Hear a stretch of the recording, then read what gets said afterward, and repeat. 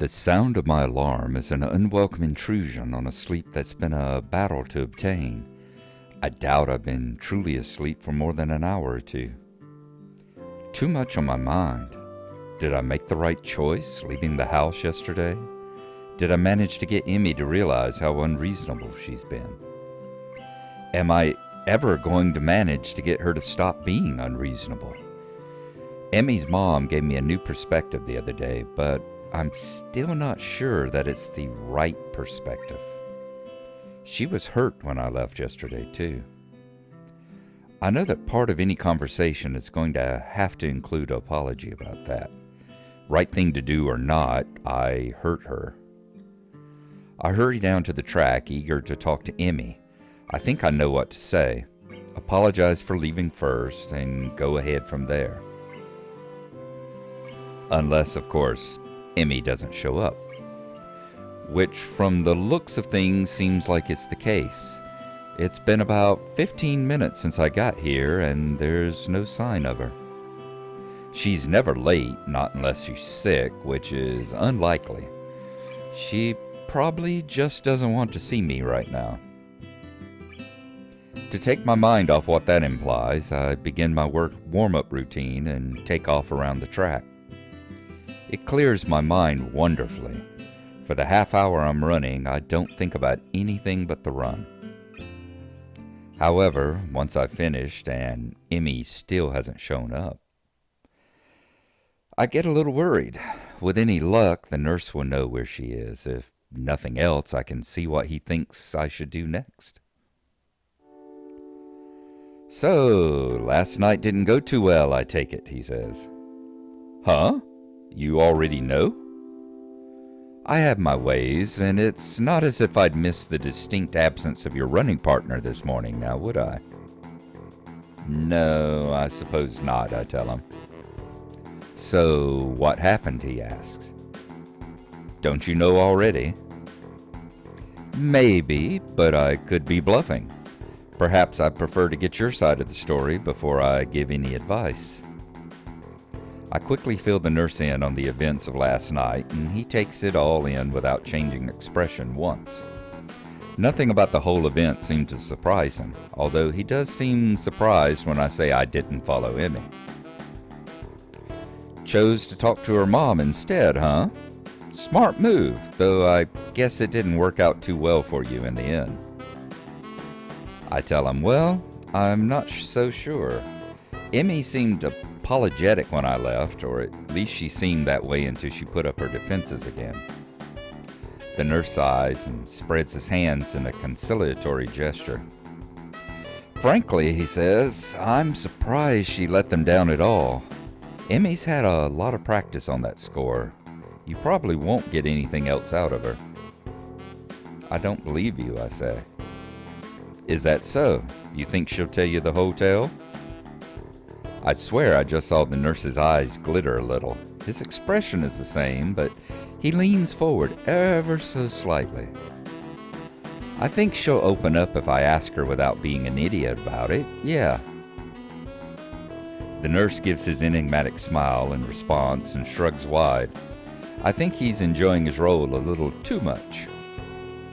"That's the real trick, isn't it?" he says. "Are you sure you know the right way to approach the subject? I can guarantee that Emmy's going to try her hardest to pretend last night didn't happen. It will be painfully awkward for the both of you, but it'll also be a lot safer than trying to ask her for the whole story again. It could go worse this time. Are you ready for something like that?" It sounds like a challenge, like he doesn't believe for a minute that I'd be so bold. I actually feel a little insulted by his lack of confidence in me. "Of course I'm ready for that," I say. "I love her." My outburst gets a raised out eyebrow in response. "Well then," he says, "good luck. Let me know how it all turns out."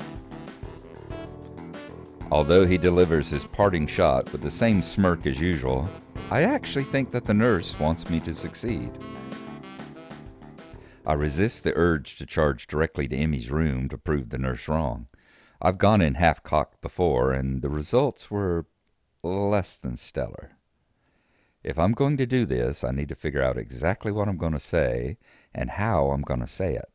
Something to think about in class. Sure enough, by the time lunch rolls around, I think I have a good idea of what I could say. I can do this.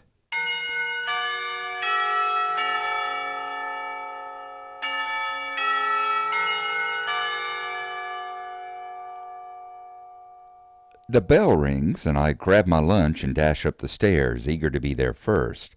I'll need to ask Ren to leave, and I'll need to... Hi, Hisao. Sorry I wasn't able to run with you this morning. I overslept, Emmy says. Somehow, both Emmy and Ren have managed to get to the roof before me. Oh, that's no problem, I say. Last night was kind of draining, I guess. Emmy's expression doesn't alter in the slightest. Yeah, sorry about that, but I've had such a weird morning since then. Oh, really? Emmy proceeds to make small talk for the rest of the time. I can barely get a word in edgewise, and soon find myself interjecting with a sort of back and forth dialogue that seems to have defined our early relationship. I'm not going to get anywhere on this problem during lunch, obviously. I can respect that. Emmy obviously doesn't want to accidentally pull Ren into things, and that's fine. Not that I think Ren would notice, but I can at least respect that sort of rationale. I try a different tactic. Hey, Emmy, what are you up to after class today? I was thinking we could go somewhere for dinner or something. Emmy looks genuinely remorseful. Sorry, Hisao. I promised the track captain that I'd stick around after practice and help some of the other kids with their form. It'll have to be some other time. Yeah, sure, I say. I'm honestly not sure what to do now. Maybe diving into things the day after would be a bad idea anyway. She might still be angry about it and just not showing it. Besides, if she's got track team responsibilities, that's fine, right? I tell myself some variation on this theme the next day. Then the next, I wake up and run with Emmy, during which she refuses to talk about anything but the run and what she was doing the night before. And then lunch, where we sit and make small talk until the bell rings. Her new responsibilities effectively keep me from seeing her outside of school. Maybe, just maybe, I'm letting it happen because it's safer this way, just like the nurse said. Except, while it may be safer, I'm feeling more and more wretched. Emmy doesn't look good when I see her anymore. Dark circles lurk under her eyes. She seems more and more distracted, and I can't bring myself to just ask what's wrong because the timing never seems right. I'm absolutely miserable.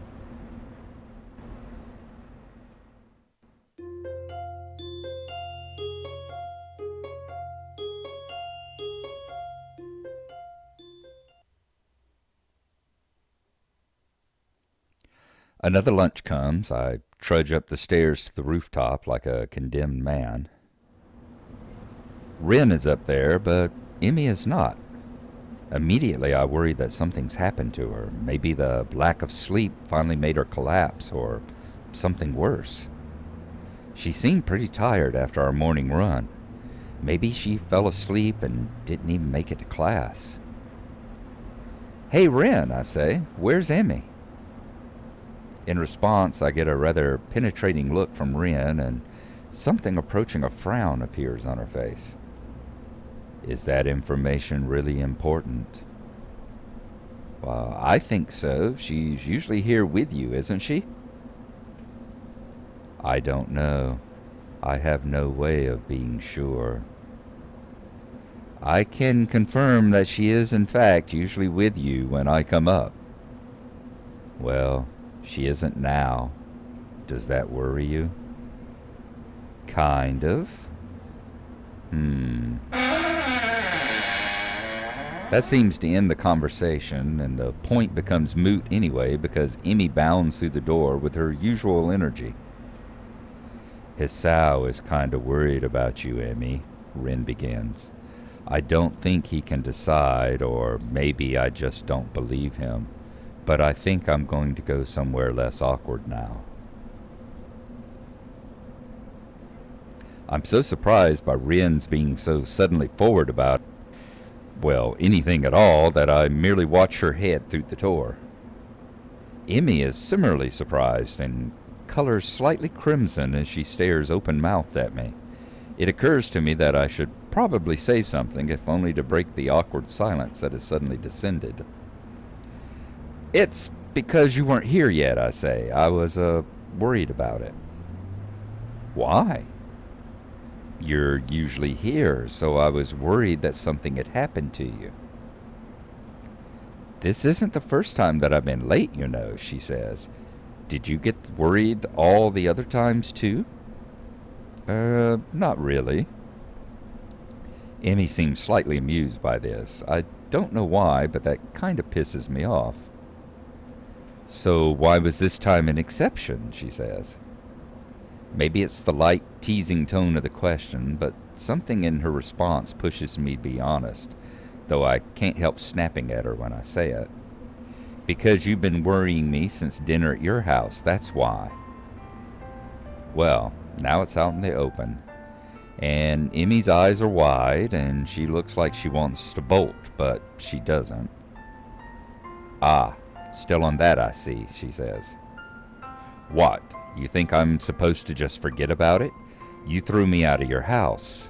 We've been going on for almost a week pretending it never happened, I tell her. I didn't see you bringing it up either, you know. I know, and I'm sorry that was the case, I reply. We have to address it, or we'll just keep up this whatever it is we've got right now.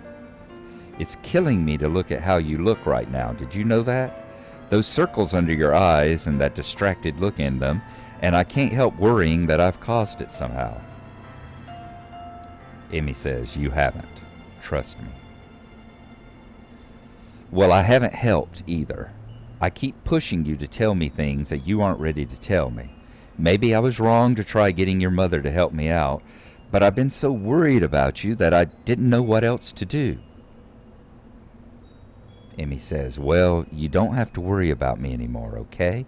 I think it's pretty clear we're not right for each other, so maybe we should just stop. Her face is twisted up as she says this, like she doesn't want to say it, but forces herself to anyway.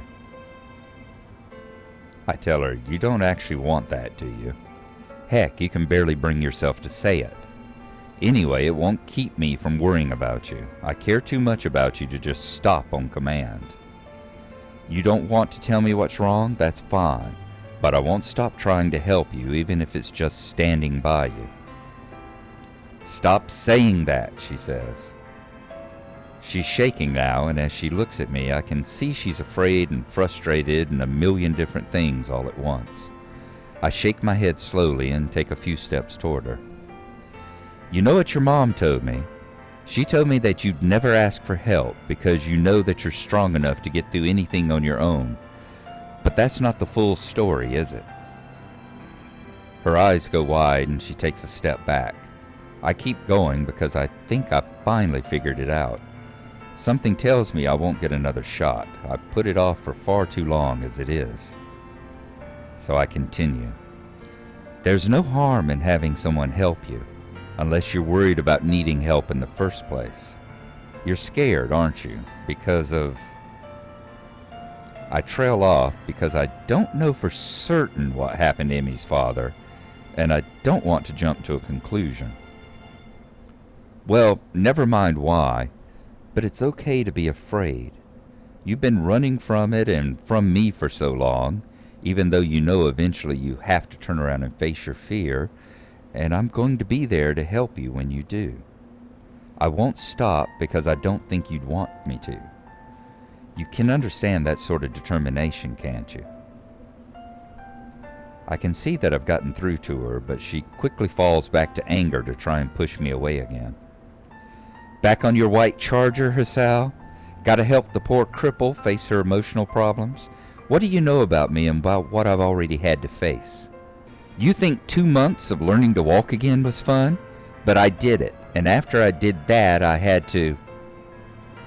For a moment it seems as if she's going to say something else, but she cuts herself off. So I interrupt. And after all that, you don't think you can get past your fear? Emmy, I can't fathom what you've been through. But to come through it and still be the sort of girl that you are, well, it makes me think that you have even more strength than you think. So I'm not going to help you because I think you need rescuing. I don't want to be a knight rescuing the damsel in distress. But even knights helped each other out, you know. I want to help you even though I know you can do it on your own. For a moment it looked like Emmy's going to break down completely, but she doesn't.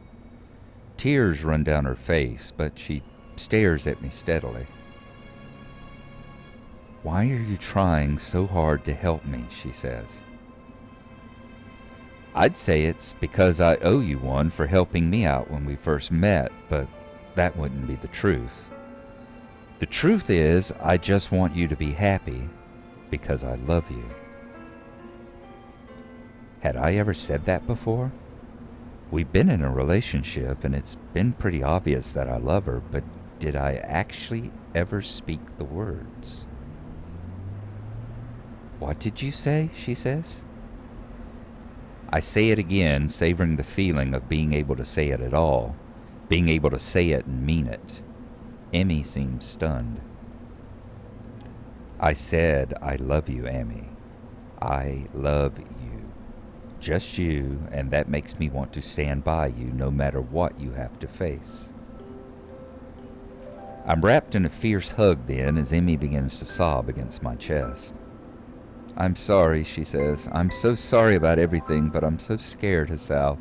I'm so scared of losing you, and I love you too, but I can't lose you. I'm so sorry.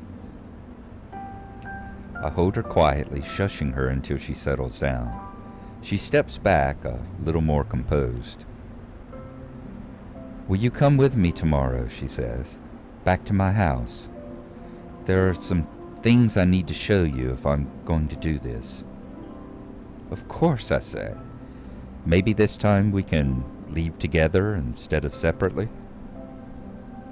Emmy grins, a sudden flash of brightness that seems more genuine than anything I've seen in the past week. Yeah, maybe, she says.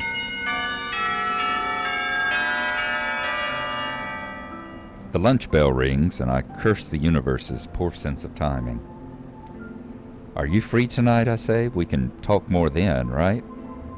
Emmy shakes her head. Sorry, Hassao, but I'm still helping the track team. Plus, I don't think it would be good if we talk this over tonight. I'm going to be too tired to think properly, and I want to be able to tell you everything without screwing it up. You can wait, right? Even now, there's a bit of fear in her voice. I smile and rest a hand on her shoulder. Okay, I say, I'll be waiting. Emmy gives me a quick kiss before she heads for the stairwell. Thanks, Hassao. See you tomorrow morning. Wouldn't miss it. I head down the stairs with the feel of her lips on mine, suddenly aware of how much I've missed that sensation. I'll have to remember to thank Ren for getting us to talk to one another. Although it's possible she won't even remember what she's done. Still, if not for her, I doubt I would ever have been able to confront Emmy again. I guess I needed more help than I realized. Tomorrow, however, I'll need to stand alone through whatever Emmy's trying to work herself up to. I'll be up to the task. I hope.